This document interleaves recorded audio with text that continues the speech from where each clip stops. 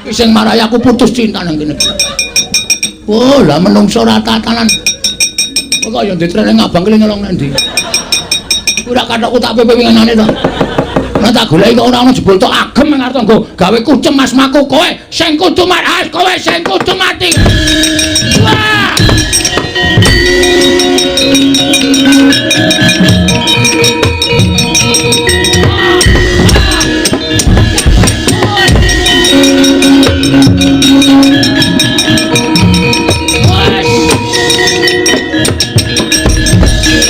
Jomblelan kowe duwer cangkemmu yo duwer kok kowe wis duwer. Mangkel aku ora. Arep apa kowe? Ah tak idak kowe. Modar dening aku kowe ya arep modar tutuk watu mapuru. Ora modar aja tundang Bagong. Aku ki Bagong. Woi, ora ngidoni. Banjur nekat ben kowe cerewet bae matek dening aku kowe. Oh. Kulo.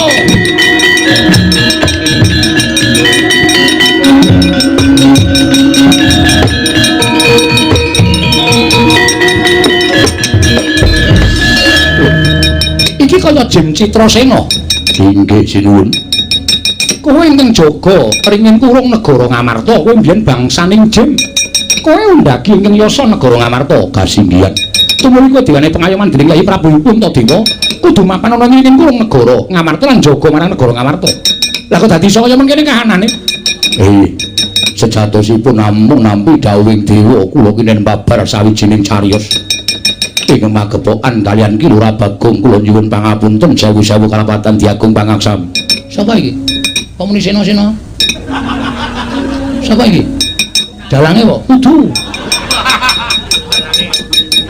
Menungso ora tatan. Pancen panjal maning jajal. Waton garuk wae. Toto sambung kula. Kula muncalke. Kita belum tak paringi jeneng. Iya. Rangkul dulu. Lakon kok lali. Belum paringi wetenge Begawan Godo Githik. Jare bagus, pendhita ning enom bagus. Ora masalah. Begawan Godo Githik. Wis kula nuncalke ngene iki mengista dawuh.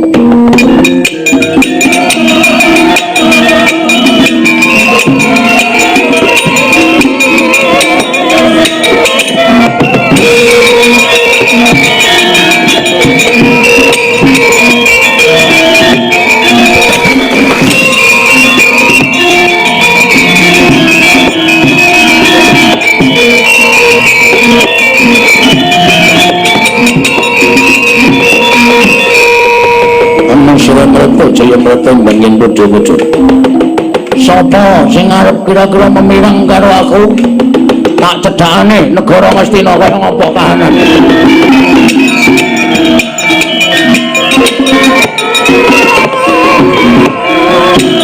Undang kancing langit kelap-lapaton. Berken sanging risang nawe gandrung Arjuna wonten paring adhawu. Kesusu kaselak ngrampungi perkara nanging datan pitung. Liripun kados pundi dene paduka paring dawuh mekaten. Ndak sawangska kadohan kowe arep merjaya Bagong merga rasamu mangkel, atimu kebranang. Mangko kok Prabu Pandura paring dawuh yata Bagong wani dadi duratmaka ning taman negara Ngastina. Bagong sampun boten pantes dados batur negari Ngamarta. Sampun boten pantes dados Panakawan negari Ngamarta. Kula sampun boten badhe sagah dipuntutaken Panakawan. Kosek to. Aku tak takon karo kowe nek nganti Bagong ora tumindak terus kowe wis kebacut mateni Bagong Stranata oyak-oyak Bagong nyemplung segara. Saiki kowe kelangan ora utawa Bagong ora nyoto-nyoto nyolong Yai Ratu Banowati. Koko Prabu menapa Koko Prabu Mandura badhe goro dhateng kula? Nek mestine ora, nek rak bab kabeh mau perlu dibuktekake. Kados pindhanipun buktekaken. Ayo tak kanthi nang negara Ngastina. Monggo kula dherekaken.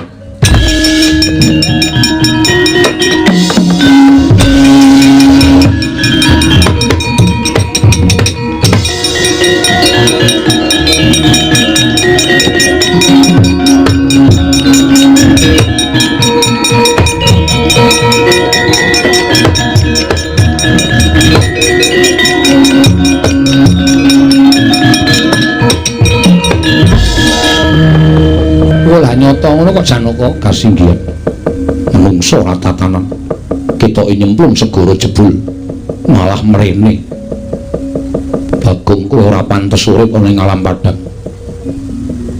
Sinuwun Ndarawati. Iya Bagong nggih Ndara Janaka ora caturan ya wis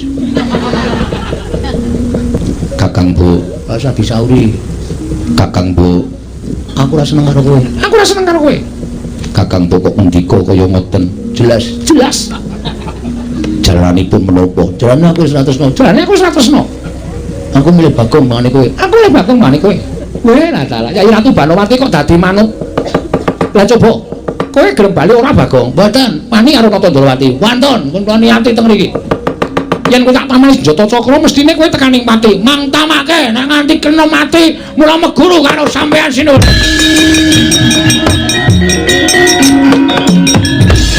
winantep dening Nata Ndrawati parandene senjata cakra datan pulun medal saking kancing gelung kaget kadrawakasan Nata Ndrawati saged kula bantu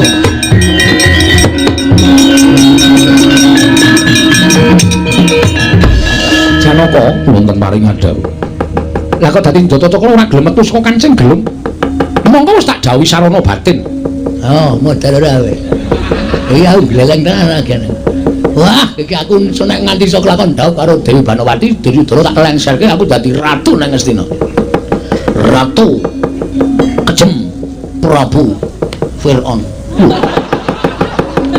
kowe iki kok njur arep dadi ratu jahat iki arepmu piye menawi pusaka mboten tumama Bagong ketiban tangane Janaka pisan ora pecah siramu Janaka ora pamer le ampuh kowe rumasane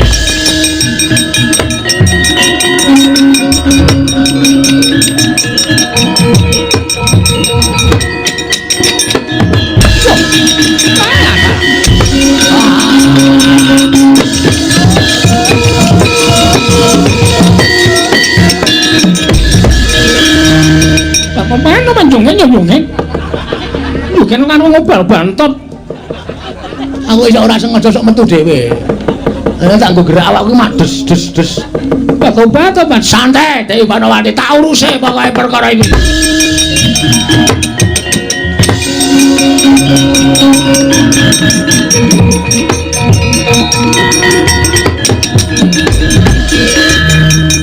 iki ora sebaine boten sebainipun kados pundi nek begere pancen Bagong ning kok aku Cubriya seneng Ngastina iki dudu Bagong sanes Bagong kados pundi ora percaya ayo tak goleki jago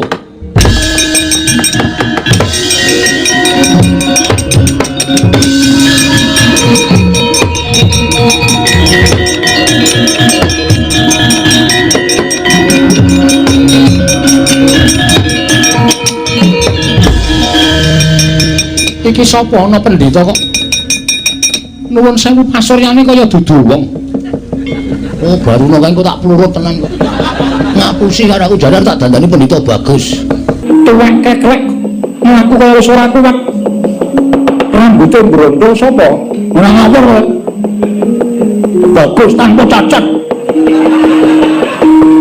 kaya tejo pamulu jenar kaya kencana jati kencana wong iki sajake ora edan jempolmu maca kuwi karo aku kok tak jempolmu kowe iki sapa pendeta kayang kabur ngangan mendung ke baratan endi tibane ya kuwi paman jenengku sapa jenengmu takon marang kita aku takon karo kowe oh ya lali aku wis ora dewa iki takon marang aku ya begawan goto gitik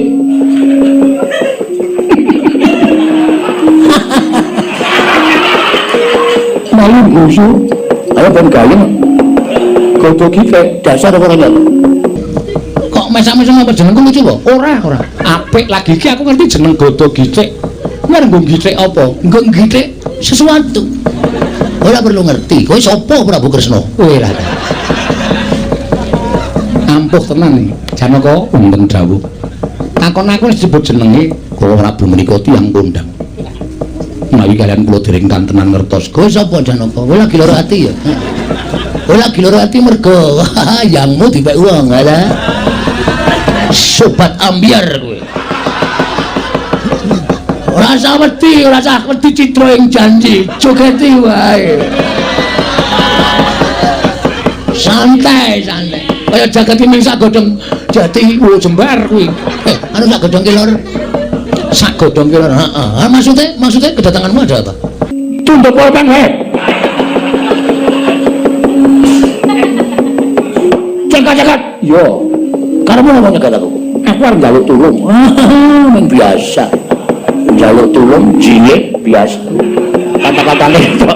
Kata-katane kita ya apik. Ngalem-ngalem ra urung. Napa sini sik? Biasa. Sok seminggu tak balik. Ora usum ya. Aku kok kaya apal to karo guyonane bocah. Ora macam-macam. Urung wancine kok tak apalke. Sapa iki nyolong rokokku? Aku njaluk tulung karo kowe. Njaluk tulung apa? Ana maling nang negara Ngastina.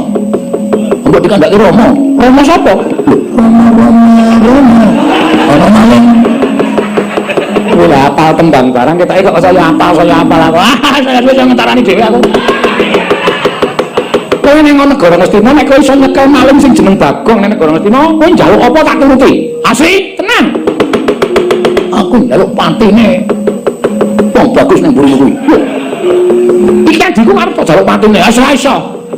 Gelem ora? Gelem. Tenan? Heeh. Ngapusi tenan ora katutke dosane. Nggih, menungsane ning taman kadileng.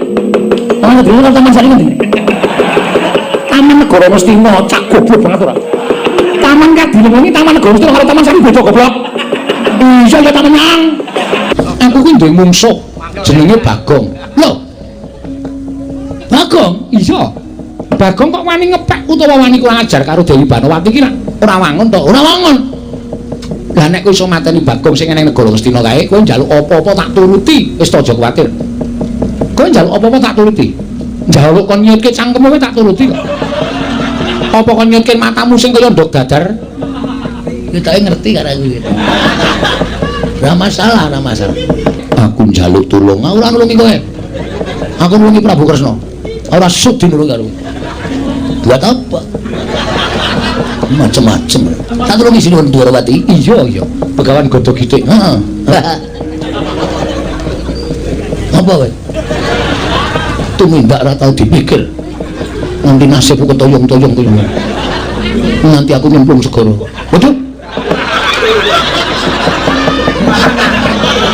Joko Prabu. Piye? Kok pendhita niki mau bloko nyemplung segara mongko sing kula oyak-oyak nyemplung segara menika Bagong. Lah wong kowe iki jenenge wong ora awas. Salah Begawan Godho Gitik. Kowe sapa? Aku Bagong ngandel ora. Tobat. Pengenan pengen wonten menapa? Iki lho ana kere munggah ning Taman Sari. Kere matamu kowe. Tobat. Ki suarane kok padha wae. Anggep ae sampeyan dhewe. Menika terus mundur diajeng mul aku disayang sik. Weh. Kowe kok melu nyayang aku. Aku pengen. Wah, seda. Arep ngopo? Kowe ora gelem baleke Dewi Banowati karo ning kawogan mungsuhe Begawan Godho Gitik. Gulung genti kowe. Wah!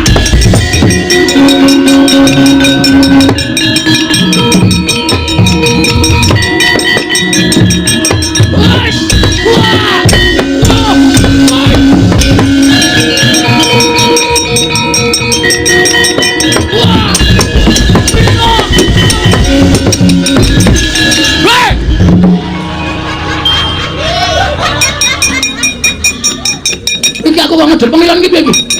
Lho aku ngedep kacang iki piye iki? Padha e. Engko gak ngedep kacang iki.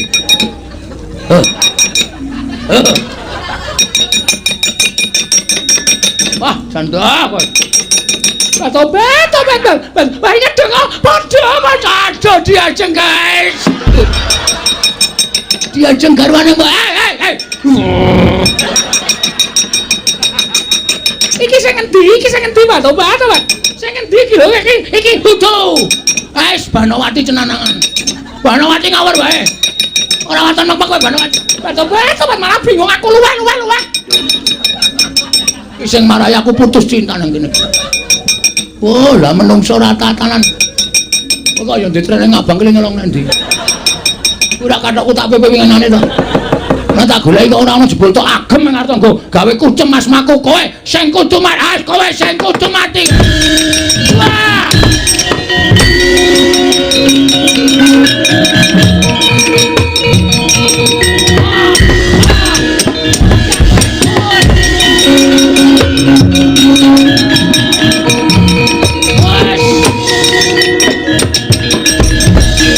Jonggleleng kowe duwer. Duwer cangkemmu ya duwer kok kowe wis duwer. Mangkel aku ora. Arep ngopo kowe? Tak idak kowe. Modar dening aku kowe ya arep modar tutuk watu mapuru. Ora modar aja tundang Bagong.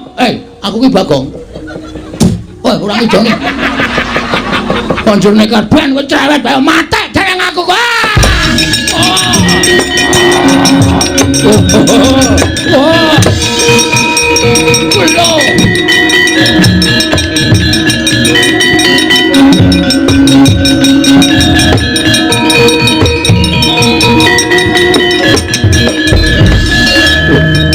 Iki kaya Jim Citrasena. Inggih sinuwun. Kowe ingkang jaga ringin kurung negara Ngamarta, kowe mbiyen bangsaning Jim. Kowe undhagi ingkang yasa negara Ngamarta kasinggihan. Tumuli kowe diwane pengayoman dening Kyai Prabu Puntadewa, kudu mapan ana ing kurung negara Ngamarta lan jaga marang negara Ngamarta. Lah kok dadi iso kaya mengkene kahanane? Sejatosipun namung nampi dawuhing dewa kula kinen babar sawijining cariyos. Ing magepokan kaliyan Ki Lurah Bagong kula nyuwun pangapunten sewu-sewu kalapatan diagung pangaksami. Sapa iki? Komuni Sena-sena. Sapa iki? Dalange kok kudu. Menungso rata-rata. Pancen panjal maning jajal. Waton garuk wae. Syukur kapusan kowe wingi ya medal kae. Ora apa-apa. Hidup-hidup sedekah. Ayo Balya ning ringing kurung. Balya aja gawe memala. Inggih ngestaken dawuh Ki Lurah Bagong kula nyuwun pangapunten. Tak uyuhi sok ringine. Wis gawe masalah karo aku kowe. Ben pesing. Ampun apa? Mulya ana. Inggih ngestaken dawuh.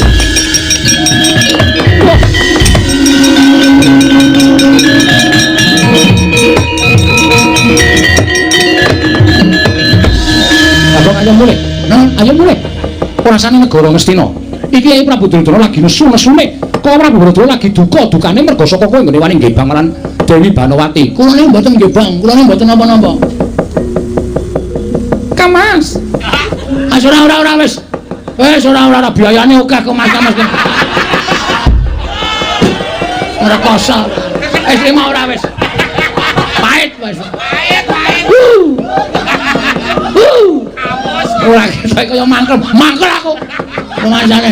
Wis ora komas kemas kok ndas matos. Ora kok kowe iki garwane Prabu Duryudana. Bali kaya wingi-wingi. Ora usah nyamah marang asmane Ki Lurah Bagong. Marai kucem asmaku. Marai elek asmaku. Mulih. Muaramu tak obong ndasmu. Lho, iki Prameswari. Oh iya ndang lali aku. Konjor.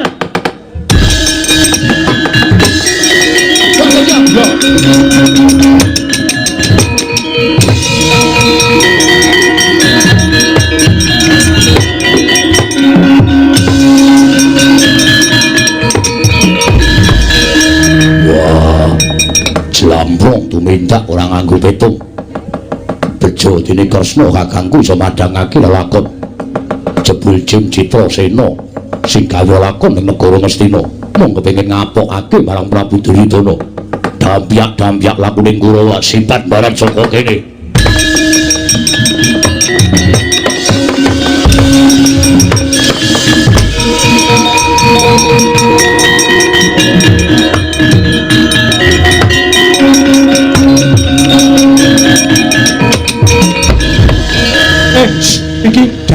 Iki bagi aku. Wes. Bengi iki lakone aku. Kang Aso. Iya. Pun paripurna Ndara. Iya. Purwa Madyaran Pasesa. Sono. Lan kleru. Sedaya mulya mungkin ayo kaca Benggala. Saben cerita ringgit para sedayun atas menika monggo kula aturi amethik. ingkang awan dipun bucal ingkang tebih ingkang sae monggo dipun ugemi sesarengan kinarya sangu anggenipun badhe wonten ing Candi Prambanan. Semar. Kula. Lenio, aku malah bingung. Bagong ora entuk kula ora entuk dadi